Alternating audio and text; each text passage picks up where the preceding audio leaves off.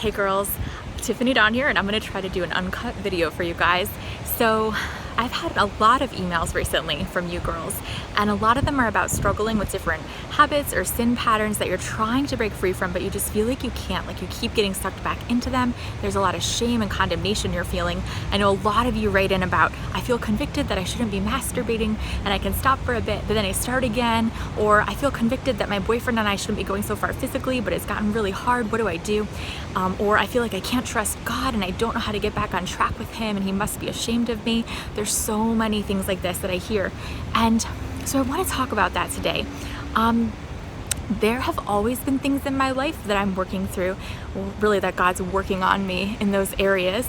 And I think in Christian circles, there's some things that we consider like okay issues to struggle with and some issues that we think are like not okay. Okay, there's a car pulling up right now. I'm in the parking lot of a coffee shop, so I'm gonna pause it and restart in a minute. Okay, we're in the clear.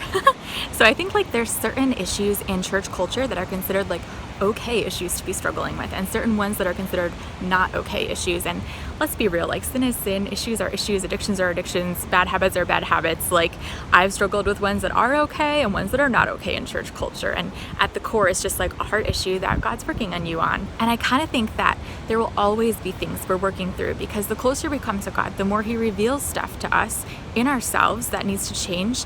And I mean, even the Apostle Paul talks about like there's things I want to do, but I just can't seem to do them, and things I don't want to do, but I end up doing them. Like, what's wrong with me? And he says like, I'm not perfect yet. I just keep pressing on. And I think that that's true for all of us. I think it's part of the human experience. There are always things that we're going to be working through. There will always be issues that come up in our hearts. And I know there's been times for me when that was lust. There's been times for me when that was an eating disorder. There's been times even right now where it's worry and anxiety and fear. But what's changed for me is not that I no longer have anything I struggle with, but that now I don't feel shame or condemnation about it. Instead, God's been teaching me some really cool stuff. So the first thing he's been showing me is that the process of overcoming these things takes time. It's called, I call it sanctification process, like that process of becoming more like Christ, of him freeing us, giving us victory over sin patterns or bad habits or unhealthy habits or addictions. I call that, sanctification, becoming more like Christ. And that process takes time. And a lot of times we feel like it shouldn't. We feel like, okay, I come to God, I've got a few months and I got to get my stuff together. That way I'm like, I've got it together. And if I don't yet, then something's wrong with me and I'm a failure as a Christian. But that's not true. It takes time. Sanctification is a lifelong process. And we're all in different places on our journeys. And that's okay. God is at work in me and he will continue to be, but that doesn't mean that I'm going to like have it all together right away, because I won't. And when I'm trying to beat a habit or a sin pattern or whatever, there are times when that takes years. And you know what? Like along that journey, God is still at work. And so that brings me to the second thing I learned, was that struggling through those issues shows me how dependent I am on God. If I had it all together, if I never struggled with an issue, I would have no idea how much I needed God. And in the process of working through those things, I realized like I need him more than I've ever realized. I need him for my next breath. There's a plane. Let me cut again for a second. And I think that that's the point of Christianity, to realize how much we need God, that like we are not perfect and like we are fully dependent on him. And so like when we realize that we don't have it all together, it's just showing us how much we need God and making it more real to us than we ever would have known otherwise. Wow, it just started raining. How fun is this? What an interesting filming experience. And the third thing that those struggles made me realize was just how much God loved me. Because I remember feeling like, God, how can you possibly love me when I'm struggling with all this stuff? Like, how is that?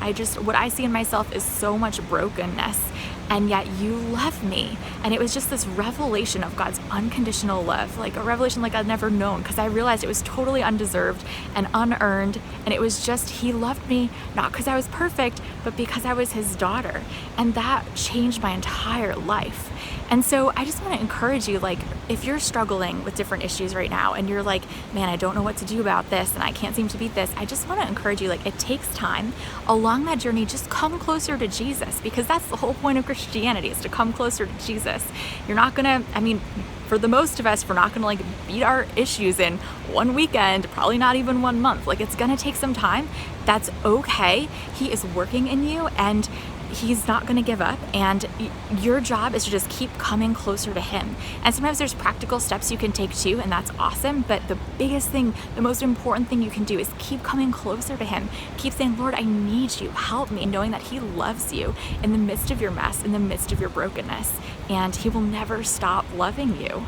And it's not about being perfect, because we're not, but he is. And when God looks at us, he doesn't see, oh, look at Tiffany, what a failure and a hot mess and all the sin in her life.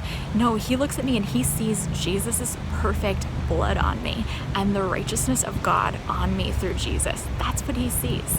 And so I just want to encourage you in that. If you're struggling, it's okay if it takes time. And if you feel like you haven't beaten it all yet, that is okay and that is normal. And I've never beaten anything quickly.